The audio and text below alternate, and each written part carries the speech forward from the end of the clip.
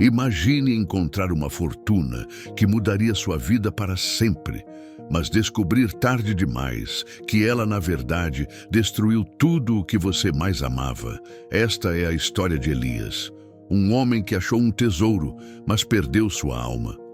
O sol nascia preguiçoso sobre o vilarejo de Quedar, pintando de dourado as colinas e os campos recém-arados.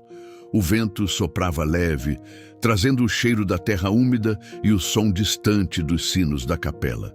No meio daquele cenário, um homem simples cavava o solo com suas próprias mãos calejadas.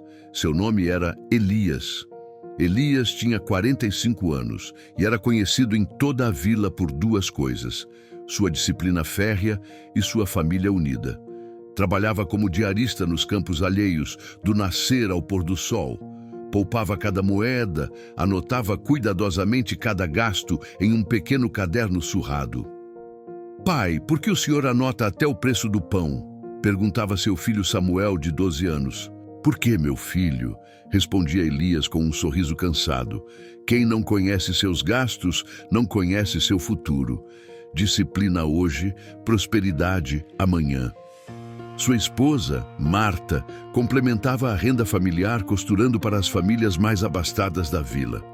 À noite, a pequena casa de adobe se enchia com o som das risadas dos 3 filhos: Samuel, Ruth e o pequeno Davi.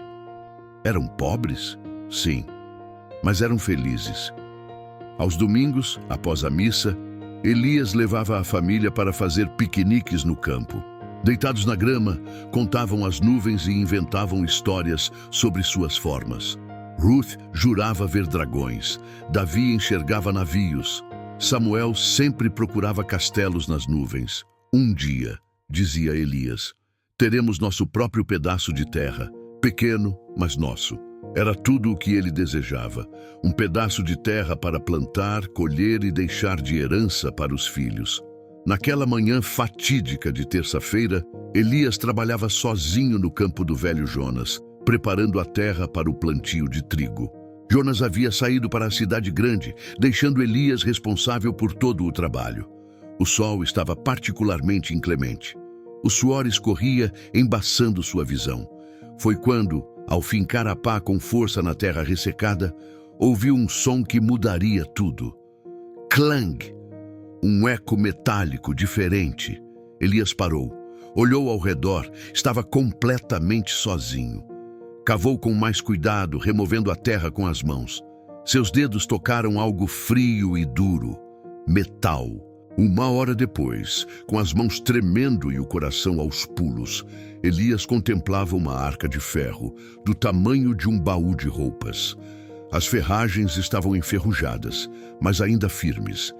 Gravações antigas decoravam a tampa, símbolos que ele não conseguia decifrar. Respirou fundo, olhou novamente ao redor. O campo estava deserto até onde a vista alcançava. Com uma pedra, quebrou o cadeado antigo. Quando abriu a tampa, seus joelhos fraquejaram. Ouro, muito ouro, moedas antigas, joias incrustadas com rubis e esmeraldas, colares de pérolas, anéis que brilhavam mesmo sob a camada de poeira dos séculos. Era mais riqueza do que todo o vilarejo junto já tinha visto. Por um longo momento, Elias não conseguiu se mover. Apenas contemplava, hipnotizado pelo brilho dourado que refletia o sol do meio-dia. Devo contar ao Jonas. Foi seu primeiro pensamento. Afinal, o tesouro estava no campo dele.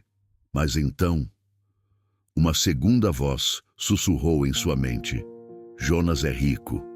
Tem 3 campos, 20 cabeças de gado. Você trabalha de sol a sol e mal consegue alimentar sua família. Seria justo ele ficar com tudo?" Elias fechou os olhos, lutando contra o pensamento. "Mas não é meu." Quem disse? Estava enterrado há séculos, não pertence a ninguém vivo, e você o encontrou. O destino quis assim. E se alguém me vir? Ninguém viu. Enterre de novo, compre o campo, então será seu por direito. Naquela noite, Elias mal tocou na comida. Marta percebeu sua inquietação. "Está doente, querido? Você está pálido. Não é nada, só cansaço. Mas não era cansaço. Era o peso de um segredo que queimava seu peito. Deitado ao lado de Marta, ouvindo a respiração tranquila dos filhos no quarto ao lado, Elias tomou sua decisão. No dia seguinte, procurou Jonas. Quero comprar o campo oeste, disse tentando parecer casual. Jonas riu. Elias, meu amigo, aquele campo não vale metade do que você imagina.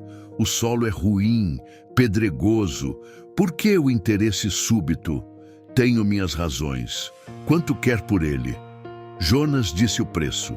Era tudo o que Elias tinha economizado em 20 anos de trabalho. Mais a venda da vaca leiteira da família, mais as joias do casamento de Marta, mais o pequeno terreno que haviam herdado dos pais de Elias. Aceito, disse Elias, selando seu destino. Nos primeiros meses, Elias manteve a mesma rotina. Trabalhava no campo durante o dia, mas agora era seu campo. À noite, quando todos dormiam, saía silenciosamente e verificava se o tesouro continuava intacto, enterrado sob uma grande pedra que ele havia marcado. Começou vendendo pequenas peças, uma moeda aqui, um anel ali. Sempre em cidades distantes, nunca no mesmo lugar 2 vezes. De onde vem esse dinheiro, Elias? Perguntou Marta quando ele trouxe tecidos caros para casa.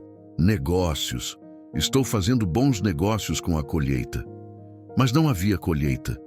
Elias estava tão obcecado em proteger o tesouro que negligenciava o plantio. O campo, que já era ruim, tornou-se improdutivo. Não importava. Ele tinha o tesouro. Construiu uma casa nova. Grande, de tijolos, com janelas de vidro verdadeiro. A primeira do vilarejo. Comprou roupas finas para a família. Contratou empregados, mas algo mudou em seus olhos. O brilho caloroso foi substituído por um olhar sempre alerta, desconfiado. Instalou trancas na porta. Depois, mais trancas. Construiu um muro ao redor da propriedade. Por que o muro, pai? Perguntou Samuel. Para proteger o que é nosso, respondeu Elias, mas não olhou nos olhos do filho. 6 meses se passaram. Elias não dormia mais. Passava as noites na janela, observando o campo onde o tesouro estava enterrado. Qualquer sombra o sobressaltava, qualquer ruído o fazia pular da cama. Eles sabem, murmurava para si mesmo. Todos sabem. Estão esperando eu baixar a guarda. Começou a desconfiar de todos. Do padeiro que sorria demais. Do padre que perguntou sobre sua súbita prosperidade. Até de Marta. Por que quer saber onde vou? Gritou com ela certa vez. Elias, sou sua esposa. Estou preocupada. Você não é mais o mesmo. Ninguém é confiável. Explodiu ele, fazendo os filhos chorarem. Foi a primeira vez que levantou a voz para Marta em 15 anos de casamento. Proibiu os filhos de trazerem amigos, cancelou os piqueniques dominicais, não ia mais à missa. Deus entende, dizia. Preciso proteger o que ele me deu. Mas não era Deus que ele servia mais. 1 ano se passou. A casa grande tornou-se uma prisão dourada. Elias instalou grades nas janelas. Para proteger as crianças, dizia. Contratou guardas para vigiar o campo, mas depois dispensou todos, temendo que descobrissem o segredo. Samuel, agora com 13 anos, pediu para estudar na cidade. Não, você fica aqui, todos ficam aqui. É perigoso lá fora. Mas pai, o Senhor prometeu que eu poderia estudar quando tivéssemos dinheiro. Promessas mudam, berrou Elias. O mundo mudou. As pessoas são gananciosas, querem o que é nosso. Ruth parou de sorrir. Davi parou de falar. Marta começou a definhar, presa numa casa que mais parecia um cofre. Os vizinhos comentavam. Elias enriqueceu, mas a que preço? Nunca vi família mais triste. Dizem que ele não deixa nem o sol entrar naquela casa. O dinheiro subiu a cabeça do pobre homem. Mas não era o dinheiro que havia subido.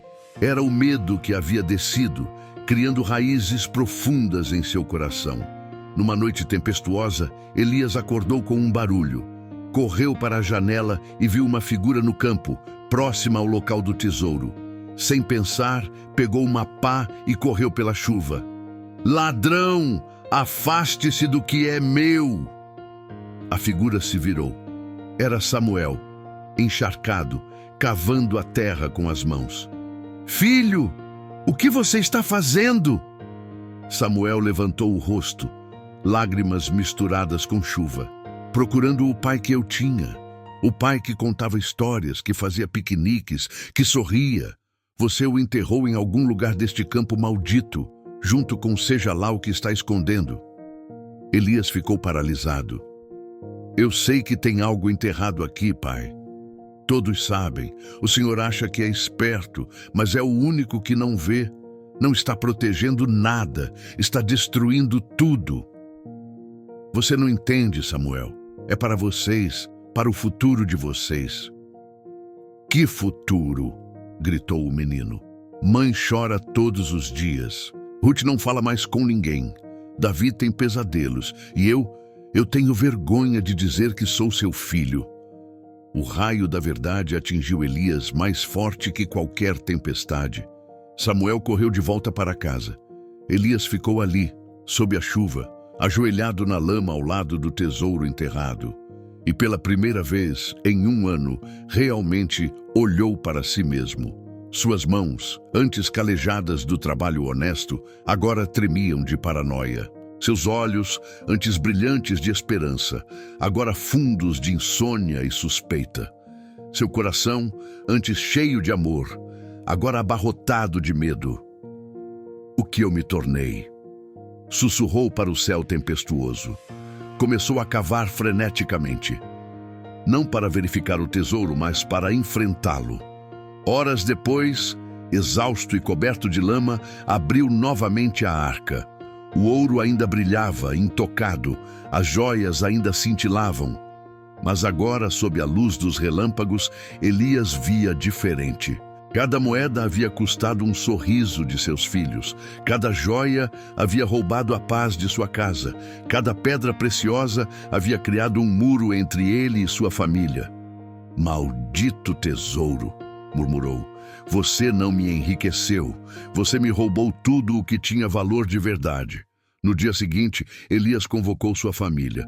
Preciso contar a verdade. E contou. Tudo. O achado, o segredo, o medo, a obsessão. Marta chorou, não de raiva, mas de alívio. Oh, Elias, meu pobre Elias, como você carregou esse peso sozinho? Perdão, foi tudo o que conseguiu dizer. Perdão. O que faremos agora, pai? Perguntou Samuel. Elias respirou fundo. O que deveríamos ter feito desde o início? Vamos usar esse tesouro para o bem. Elias procurou o padre e o prefeito, revelou o tesouro e propôs um plano. Usar a fortuna para construir uma escola no vilarejo, um hospital pequeno, poços de água limpa. Mas uma parte fica para sua família, certamente, disse o prefeito. Não, respondeu Elias com firmeza. Minha família já pagou caro demais por esse ouro. Queremos apenas o suficiente para viver com dignidade. O resto pertence a todos. A notícia se espalhou, mas em vez de ganância, despertou admiração. Elias, o homem que poderia ter tudo, escolheu ter o que realmente importava. A escola foi construída. Samuel foi o primeiro aluno. O hospital salvou vidas. Ruth voltou a sorrir ao ajudar a cuidar dos doentes. Os poços trouxeram água. Davi brincava com as outras crianças na fonte da praça. E Elias voltou a trabalhar a terra, mas agora sua própria terra, um pedaço modesto que comprou com trabalho honesto. Anos depois, já velho, Elias sentava sob uma árvore com seus netos ao redor. Vovô, é verdade que o senhor foi rico? Perguntou uma netinha. Fui, querida, 2 vezes. 2 vezes? Sim, a primeira vez, quando encontrei o tesouro de ouro. A segunda, quando me livrei dele. Qual das duas o deixou mais rico? Elias olhou ao redor. Para Marta, ainda ao seu lado, depois de tantos anos. Para seus filhos, agora adultos realizados. Para seus netos, crescendo livres e felizes. A segunda, sem dúvida alguma. Porque aprendi que o tesouro que você enterra por medo acaba enterrando você junto. Mas o tesouro que você compartilha por amor, esse se multiplica e nunca se perde. O pequeno Davi, agora professor na escola que o tesouro ajudou a construir, completou: Pai nos ensinou a lição mais valiosa.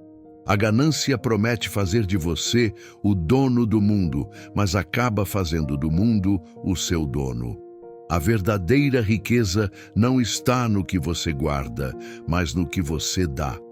E você, que tesouros está enterrando por medo de perdê-los?